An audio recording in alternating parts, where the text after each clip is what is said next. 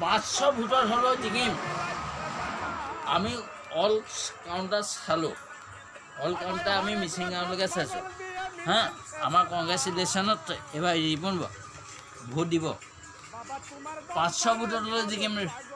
পদুমত 5টা আঙুলি মানে গেৰাণ্টি আমি 500 ভোটত হ'লেও জিকিম।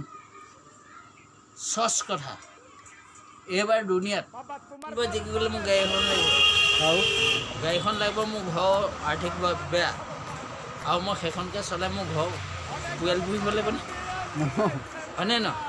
সেইকাৰণে মোক কিবা এটাতো দিব লাগিব। এতিয়া মোক গাড়ী এখন লাগিব। এইবাৰ আমি গোটেই পাৰ্টিয়ে যাম, কিন্তু মই সেই ইলেকশ্যনৰ ভোটৰ প্ৰথম দিনাখন নাযাওঁ। কেইদিনমান দেৰিকৈহে আমি এটা পাৰ্টি যাম। এইবাৰ প্ৰথম দিনা গ'লে কেলা গণ্ডগোল লাগিবও পাৰে, সেইকাৰণে নাযাওঁ।